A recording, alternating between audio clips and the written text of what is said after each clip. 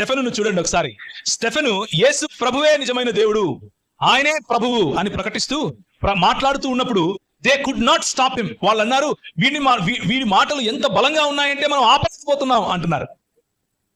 Stephen నిలబడి మాట్లాడుతూ ఉంటే రాళ్లతో కొట్టి చంపాలని రాళ్లతో కొట్టారు. రాళ్లతో కొడుతూ ఉన్నప్పుడు కూడా ఆయన ఆకాశం వైపు చూసి ప్రభు అయిన యేసు అని పిలిచాడు. ప్రభు అయిన యేసు అని పిలిచాడు. ఈరోజు ఉదయం అన్న చెప్తూ ఉన్నట్లుగా క్రైస్తవ సంఘం పైన క్రైస్తవ సమాజం పైన మతోన్మాదులు వాళ్ళకి ఇష్టం వచ్చినట్లు వాళ్ళు మాట్లాడుతూ ఉంటారు.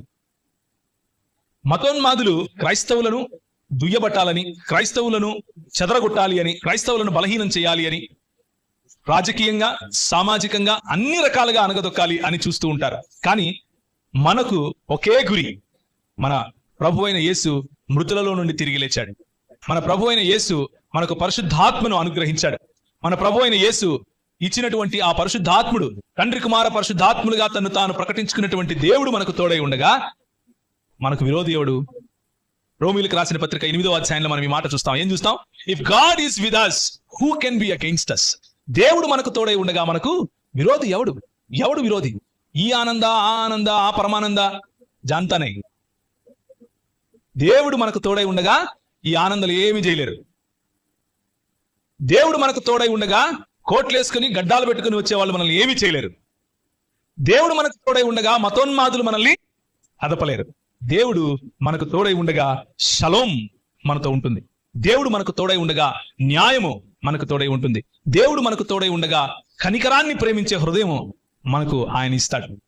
దేవుడు మనకు తోడై ఉండగా ఆదివారము, సోమవారము, మంగళవారము అన్న తేడా లేకుండా ఏ రోజైనా సరే ఆయన పునరుత్థానము అనే ఒక అనుభవంలో, ఒక ఉత్సవంలో జీవించే జీవన శైలి కలిగి ఉంటాం. అంతేగాని ఏదో ఒక రోజు ముహూర్తం పెట్టుకుని పండుగలు చేసుకుని రొట్టెలు చేసుకుని వెళ్ళిపోయే సమాజం కాదు మనం. మన జీవితమే ఒక పండుగ. అలాంటి పండుగను ప్రభు మనకిస్తాడు. Jesus brings peace to the disciples. He breathes holy spirit on them. యేసు ప్రభు ఇచ్చినటువంటి, లేకపోతే మనకు యేసు ప్రభువును మృతులలో నుండి లేపినటువంటి పరిశుద్ధాత్ముడు మనకు తోడుగా లేకపోతే మనం ఏ క్రైస్తవం అయితే చాటుతున్నామో అది కేవలము గుడ్డు పైపొర లాంటిది.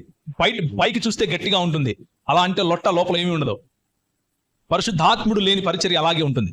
పరిశుద్ధాత్ముడు లేని క్రైస్తవ జీవితం కూడా అలాగే ఉంటుంది.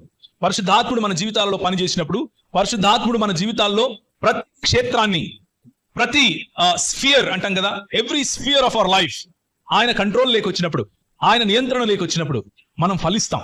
ఎంతగా ఫలిస్తాము అంటే మన ఫలాన్ని